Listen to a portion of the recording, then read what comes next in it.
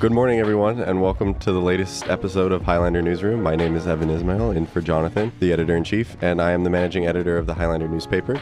Today at the table we have Colin and Cody, the arts and entertainment editor. Cody Davis, marketing director. So how are y'all doing? Doing well so far. Had midterms, but don't really want to talk about that. Don't blame me. I had a pretty good day. I just had one class today, which was Spanish. So it was pretty chill. Cool. Yeah, same. It's my second time hosting, so turn up. No pressure. we shall see. So we have a great show ahead, so let's get started. Our first topic of conversation this morning will revolve around ASUCR's latest drama. At last Wednesday's meeting on February 19th, GSOE Senator Evelin Castaneda resigned, calling the Senate selfish and fake, quote unquote, while calling the work environment toxic as well. This marks the, I believe, 7th resignation in ASUCR and the 6th Senate resignation. This is a third of the Senate, so we're seeing quite an astounding amount of turnover. Former Senator Castaneda could not be here tonight, but asked us to refer to her resignation statement that she posted on her Instagram. These vacancies have to be filled by special elections, so a third of the Senate will have not been elected by the student body.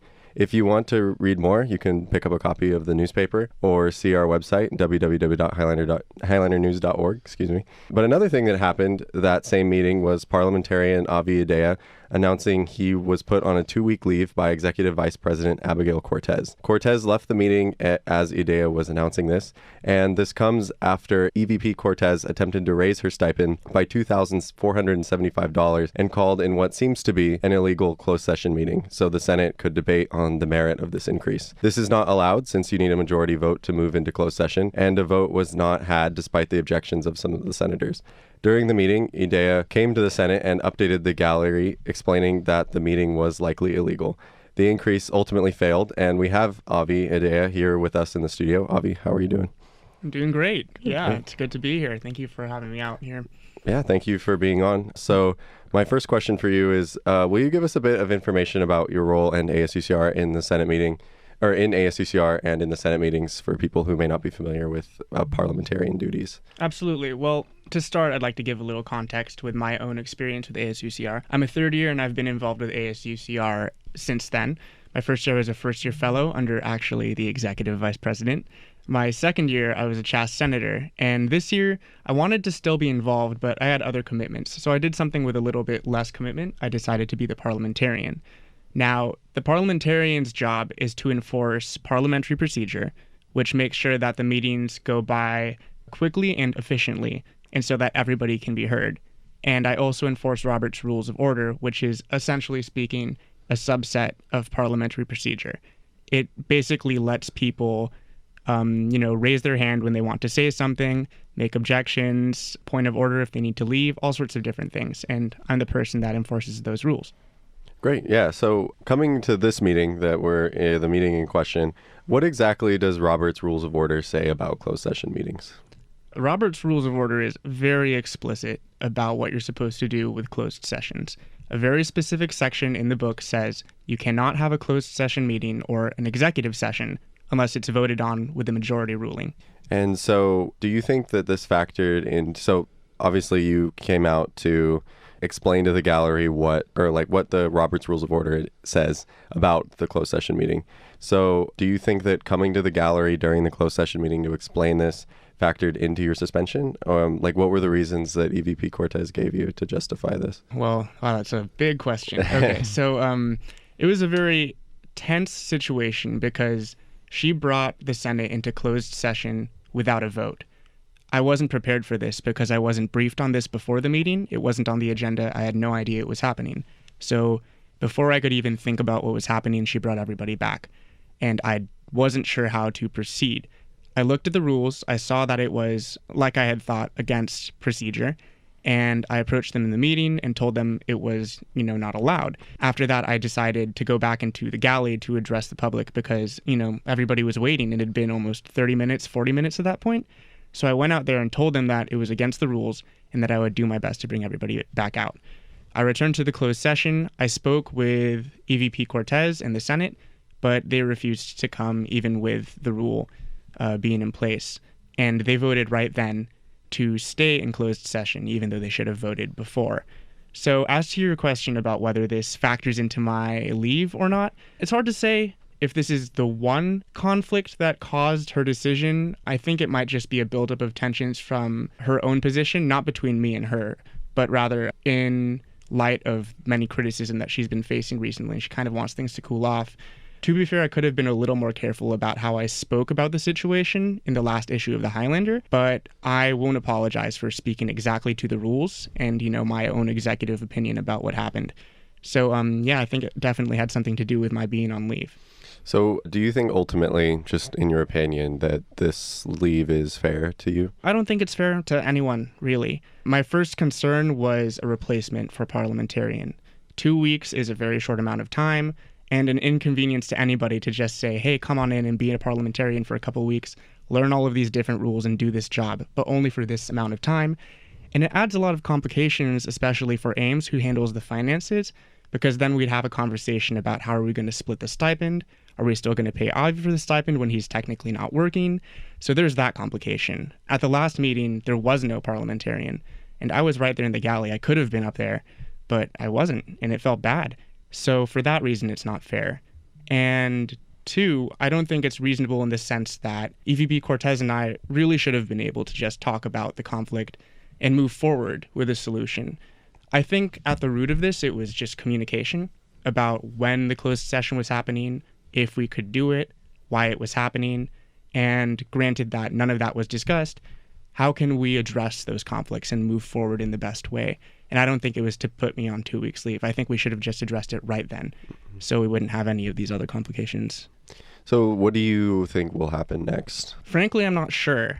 She did say that it was 2 weeks leave, and she was pretty clear about that. So I should be coming back, though she hasn't really been in contact with me since then. It's already been 1 week. I'm thinking I should reach out to see how we should proceed with this. One of the biggest confusions on my part is that when I began speaking at the last Senate meeting to announce that I was on leave, she immediately left. I'm not sure why, and this means that she wasn't able to hear how I felt about the situation or what I was going to be doing in the meantime.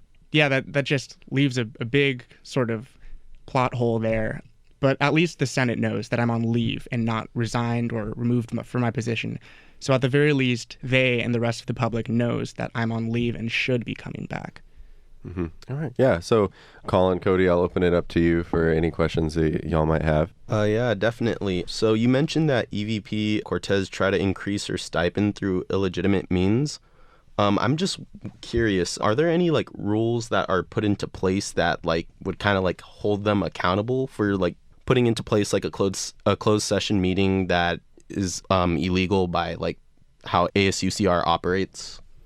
I'll be completely frank with you. I wasn't too briefed on how the Constitution dealt with the stipend increases up until just recently. I've been hearing a lot of talk about unconstitutionality surrounding the increase, and that you can't do it this close to when you're in the position or something along those lines. But in any case, from my perspective, I don't think an emergency meeting should have ever been necessary to increase a stipend. I have a lot of opinions about the ASUCR and the stipends that come with the executive positions. I think equity is always great. I really think it's important that all of the ECAB members have the same stipend. Yeah. But increasing so that everybody had a 10,000 stipend rather than decreasing everybody to a reasonable level, first of all, would have gone a lot better with the public. Yeah. And second of all, would have justified their reasoning for the stipend change anyways. I mean, if their whole argument was equity, then it would be more reasonable to decrease everybody to a reasonable stipend. Another question that I had is just more in general with ASUCR and its public perception.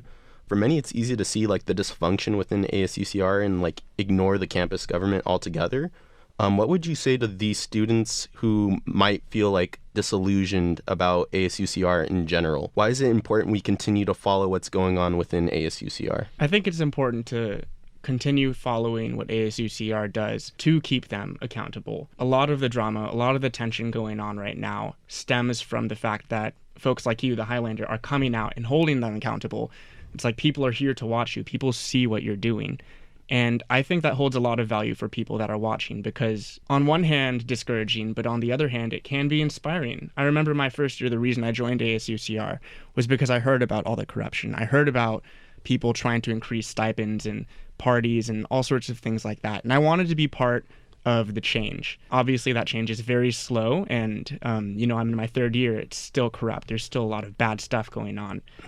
But I think it's still important that we track this so that those folks that do have the power, that do have the motivation to make a change. Yeah, I think Evan and Cody covered a lot of bases. I just have one question, like going forward from this, because you mentioned you're on 2 weeks. So next week, this is your last week in theory on leave, correct? That's right. Is there going to be a temporary parliamentarian, or how will that affect the meeting if there isn't one? I can't answer that question. I've been on radio silence. Like I said, EVP Cortes hasn't contacted me about it. And as far as I know, it's her belief that it's not necessary that I know who the replacement would be or if there's a replacement at all. I think there's a huge issue with not having a parliamentarian at the Horseshoe. I mean, usually we don't need to step in for anything, but it's really important when we do need to. So I have a lot of concerns about that, but I don't think I can really find out for myself at this point. Since we haven't really been communicating. Avi, thank you so much for coming on. I appreciate your frankness and your candor. Absolutely. Thank you for bringing me in. And now we'll transition into our next topic, which is a bit more fun. Winter Solstice happened the other night, and so we'll be hearing from one of the directors herself, Director of Contemporary Culture, Rachel Arroyos, who put the show on with her co-director of Contemporary Culture, Misha Khan, as well as our Winter Solstice correspondent, Preeti Juturu. So on February 21st, 2020, 4 artists performed in the SRC gym, which was, from what I saw, seemed like a pretty packed space. Brent Fayaz performed as the headliner with Kiana Lead, Umi, and Troy Irons as well. Several folks on our staff were absolutely enthralled with the lineup, and Preeti Juturu, who, like I said, covered the event, said it delivered, quote, sultry vocals and smooth tunes, end quote. So we have them both here today. Rachel, we'll start with you. How are you doing? I'm doing great. Excited to be in the studio. First time ever in a radio studio. Feel kind of famous, to be honest. Great. Yeah. Well, thank you. Thank you for coming. It's awesome to have you. So I have a couple questions about the process of Winter Solstice to kind of get to the bottom of like how much effort and planning it takes, because it does seem like a pretty monumental task. First of all, let's start out with how many people attended the event. So last time I checked, we were somewhere around like 2,700, hovering around there.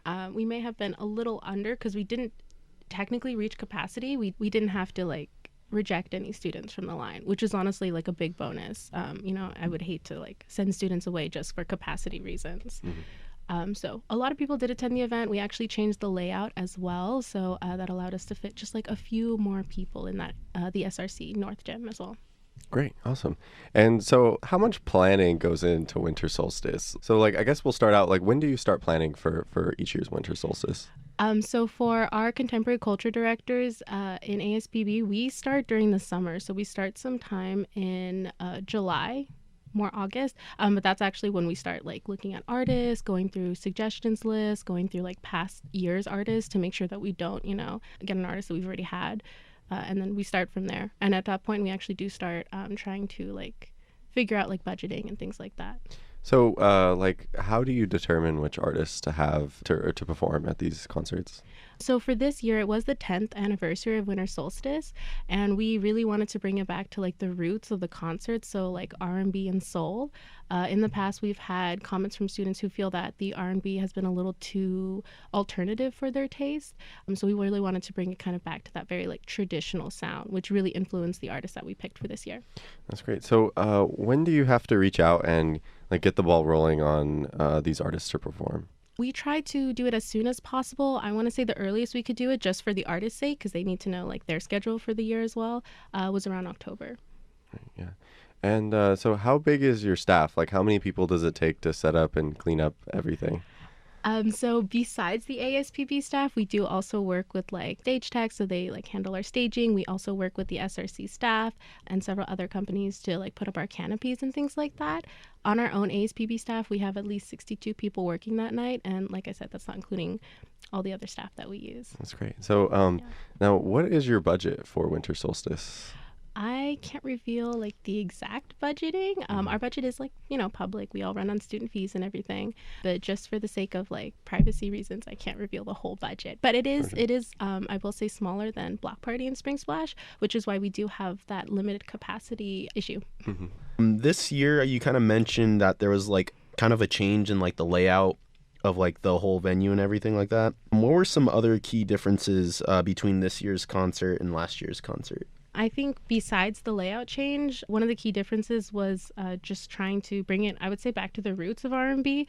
In the past, we have definitely done more experimental music, just because that's a lot of what our students have responded to in the past.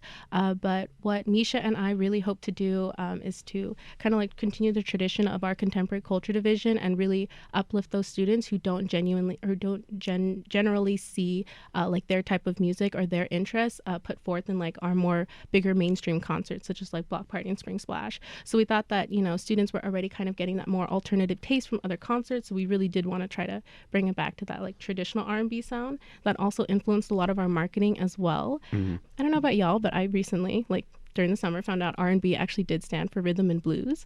So we thought this year could be a kind of like rhythm and blues theme. So it was like 50 Shades of Blue. Everything was blue. A lot of artist features were very kind of like groovy, almost like newfound vintage looking.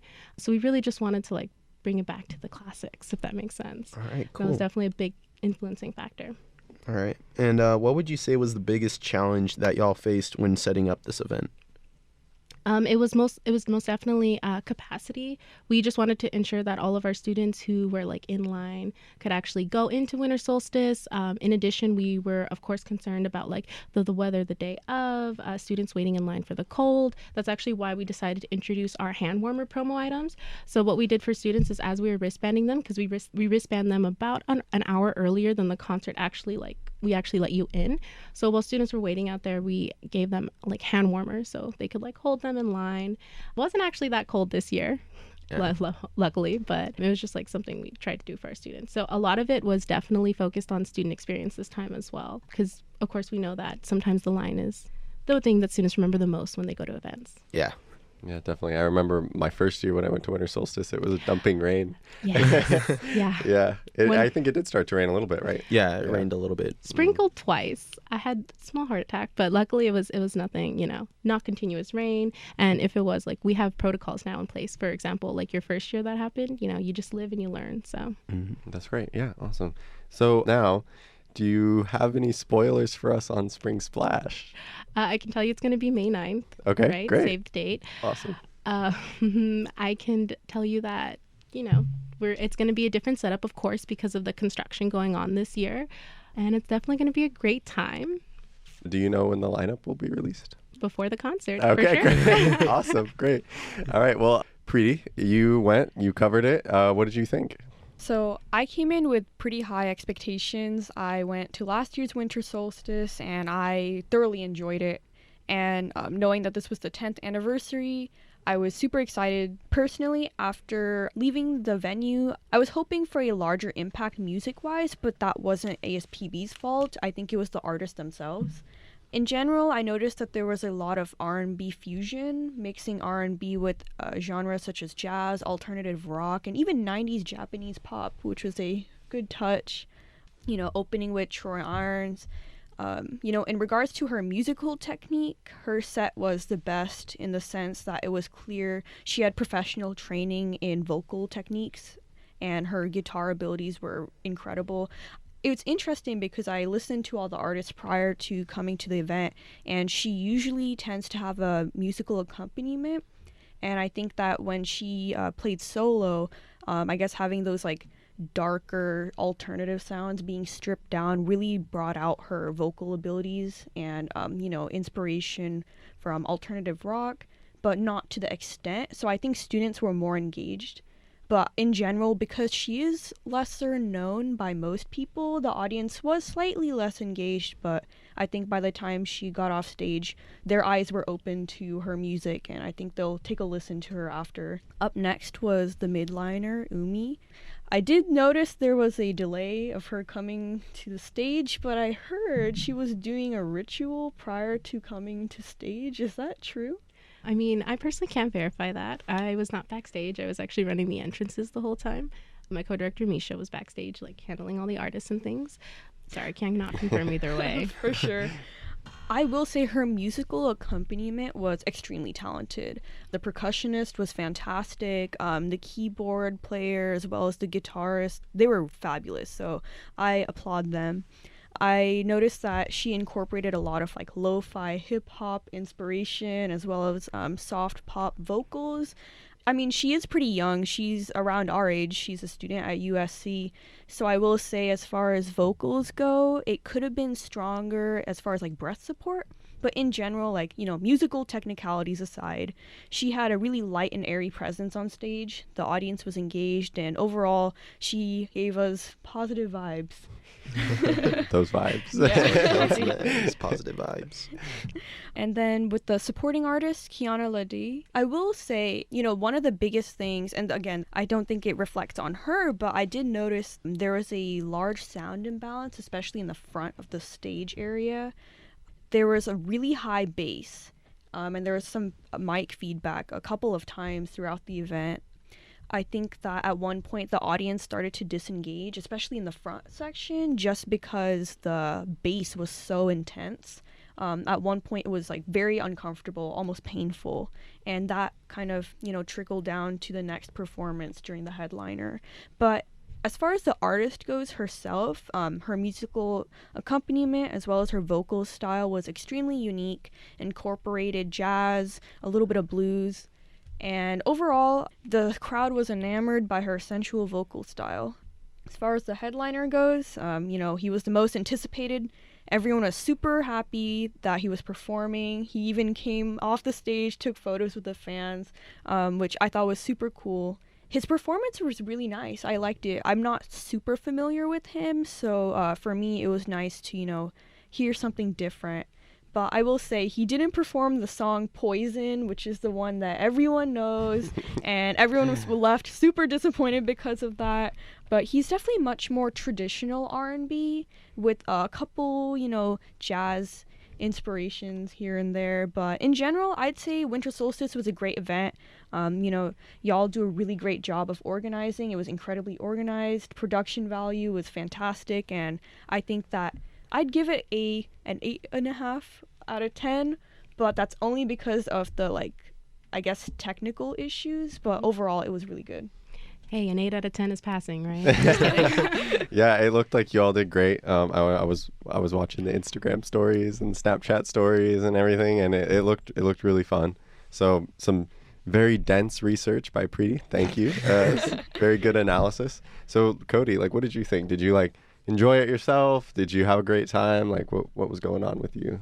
Well, so I'm actually in ASPB as a volunteer. So most of the time I was just like working the line. From the amount of time that I was able to be in like the venue and watch some of like the performances, I watched most of Brent Fayez's performance, and I thought it was pretty good. I really enjoyed the vibe. Like Preeti was saying, like the production value was like really great. I just think overall it was a really fun event, and most people went home satisfied. Cool. Is that like some of the music that you tend to listen to? Oh yeah, I love R&B. Awesome. I listen to a little bit of everything, but like I really enjoy R&B. Cool. What about you, Preeti? I listen to everything. I'm a music snob, classically trained in music, but I will say, you know, R&B, especially in this day and age, the way that it's transformed from its historic roots is really interesting. So I'm glad that y'all were able to bring a more traditionalist approach on R&B. What about you, Rachel? What do you listen to normally?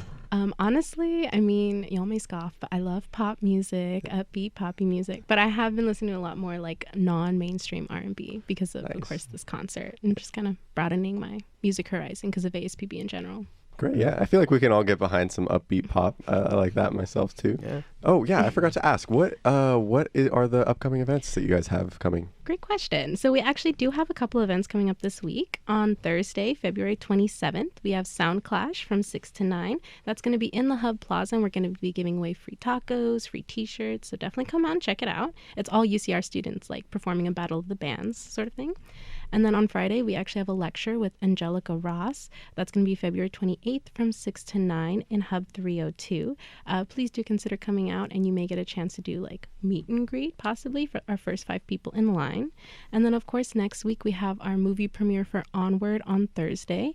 And then more information about that will go up on our social media as well. So please just keep an eye out for that. Great, cool. And what's your Instagram? My personal Instagram. Or I mean, or the ASPB Instagram for people who want to keep in touch. ASPB_UCR. That's going to be all of our social media except for Twitter. Please follow us on Twitter. UCR_ASPB. We just got it recently this year. Great. Awesome. All right. Well, now I think that is officially a wrap. Thank you all so much for coming. Rachel, thank you again. Thank you. Great. Yeah. Catch us next week at the same place, same time, same frequency. Have a good day. Have a great day.